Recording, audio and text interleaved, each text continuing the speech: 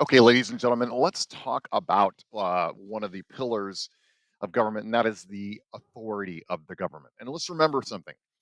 First of all, the concept of authority revolves around the idea that you have the right to rule, that there is a document, an action, an event, something has given you the right to actually govern a group of people, govern a state, the right to rule.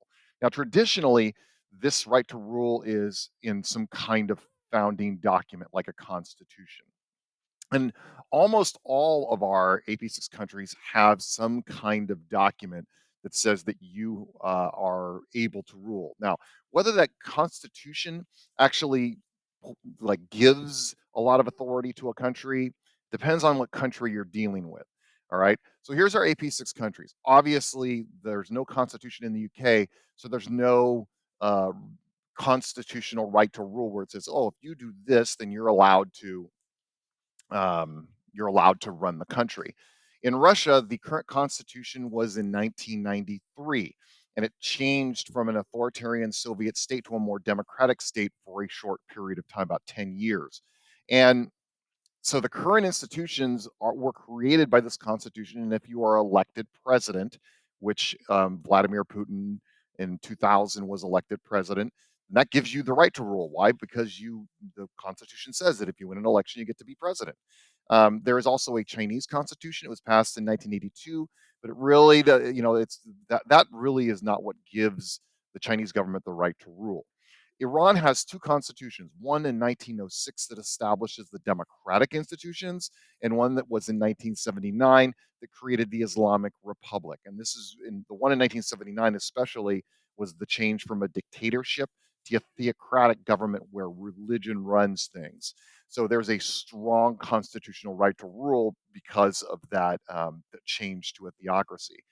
Nigeria had a constitution passed in 1999 that moved from an authoritarian to a democratic style government, but the constitution's kind of in a weak state. And then finally, in Mexico in 1917, you had the constitution passed, very strong authority given by the constitution to the ruler, created separation of powers, and it also is the only constitution in the AP6 that has the social message of the people have the right to equality. They have the right to a an equal and just lifestyle, and that's in Mexico. A different type of authority is religion. Like, well, God has given me the right to rule. In the UK, of course, the Anglican Church is a national church, but really, a religion doesn't have a whole lot of presence in the UK except for Northern Ireland with Catholics versus Protestants. In Russia, you have the Russian Orthodox Church, and often the Russian Orthodox Church jumps on the side of whoever the president is, and God helps give that president the right to rule the country. Religion is discouraged or illegal in China, and therefore there is no religious authority. Iran, of course, you have Sharia law, which is a fundamentalist Islamic law that starts in 1979. And then the Islamic Republic, it is the strongest authority piece in Iran is religion. Nigeria has both Islam and Christianity, Islam in the north, Christianity in the south, and it does have a lot with local governments and their ability and right to rule. Mexico is over 80% Catholic, but in terms of influence on the government and the government's right to rule, Mexican Catholicism doesn't really impact the Mexicans' authority in terms of governance. Another type is revolution. Hey, we kicked out the really bad people, and so that gives us the right to rule because we won in a revolt. Power to the people. In the UK, there really hasn't been, you've had gradualism, so you haven't really had a spirit of revolution, and so that issue of gradualism, you don't really have like a revolutionary authority. Russia had the Russian Revolution in 1917, but it really doesn't influence how the government works. They don't, like, the government doesn't go back and say, "Look, we won the Russian Revolution; it gives us the right to rule." So no, the two really strong ones are China and Iran. They have huge revolutionary spirits. Chinese communist revolution that creates, of course, Taiwan, where the nationalist Chinese go, and then the Chinese Communist Party in 1949. They constantly go back and said, look, the revolution gave us the Chinese Communist Party the right to rule. And then Iran in 1979 with the Islamic Revolution, again, huge revolutionary spirit. Look, we kicked back the dictator, and that gives us the right to rule. Nigeria hasn't had any real revolutions at all, so there's no impact.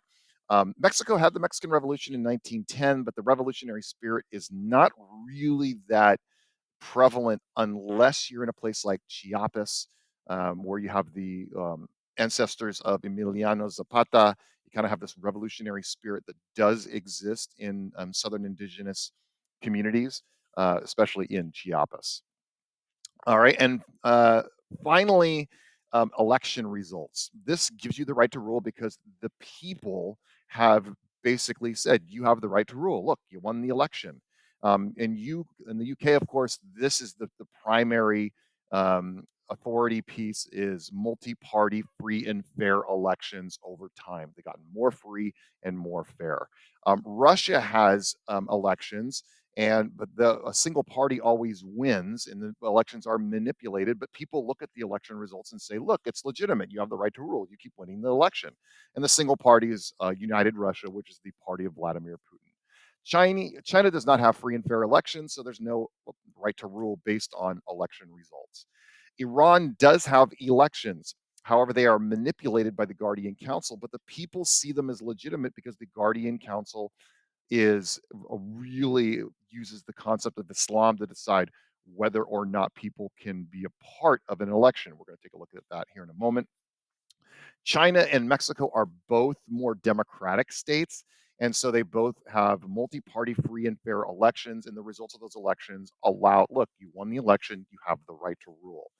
Nigeria is kind of, because the leadership is weak, is kind of easing off of that a little bit. Let's talk about this idea of the Guardian Council. It is probably the most important institution of all of Iran. First of all, you have the supreme leader who is the head of state of Iran. They are the most important figure in the Iranian government. He is the symbolic Islamic head of state. And when he says jump, everybody else says how high. All right. He appoints the chief justice to the courts and they present a list of people, six jurists. A jurist is an Islamic lawyer who is also a cleric. Okay. And there are six jurists that um, become part of this guardian council. Then the supreme leader gets to appoint six religious figureheads, also a part of this guardian council. So, what does the guardian council actually do? Well, the guardian council basically decides whether or not you can run in any election in Iran. So, if you want to run for president, you want to run for parliament in Iran, that's great. Submit your name to the guardian council, and the guardian council will decide whether you are Islamic enough to actually be a part of the election. And by the way, we're talking about like hundreds of candidates in the last presidential election um, submitted to the Guardian Council to run for president, and like six got accepted. And of course, they're the six that the supreme leader ultimately wants, you know, to happen. But understand, the supreme leader is not the one doing the choosing. The supreme leader um, appoints a chief justice who basically gets half, and then the supreme leader appoints personally half. And again, the main job, they approve or deny candidates that want to run for any national political office. They also have the ability in parliament to veto any legislation that comes out of parliament as being not Islamic enough. So when we talk about elections in Iran, are there elections? There are. Are they manipulated? Of course they are. If you're not Islamic enough, the Guardian Council simply will not put you on the ballot. Okay. So get to know the Guardian Council is super important to Iran. So overall, what gives countries authority? Well, in the UK, it's primarily gradualism, that democratic consolidation and multi-party elections. In Russia, it's the single-party United Russia elections, the constitution, and some of the power of the oligarchs who we're going to talk about, these really rich people that allow Vladimir Putin to stay in power. In China, we have the Chinese Communist Party and the revolutionary spirit of the Chinese Communist Revolution. In Iran, it's Islamic fundamentalist Sharia law, the Islamic revolutionary spirit, and then of course the Guardian Council manipulating those elections. And in Nigeria, you have the constitution and multi-party elections. You do have Islam impacting local governments in the north. And in Mexico, you have their constitution and then multi-party elections, especially when you get to the year 2000, when Mexico becomes much more democratic uh, going forward. Last but not least, economic growth is not a piece of authority. Economic growth doesn't give you the right to rule. Economic growth creates legitimacy, which is the people's belief that you have the right to rule, which is something different. There isn't like some overarching message that says, look, this revolution, because we beat the bad guys, gives me the right to rule. The Constitution says I have the right to rule. God says I have the right to rule.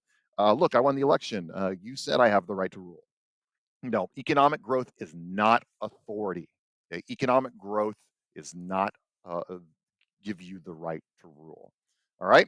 So this one right here, this slide is the big one to make sure that you understand what gives the governments of these countries the right to actually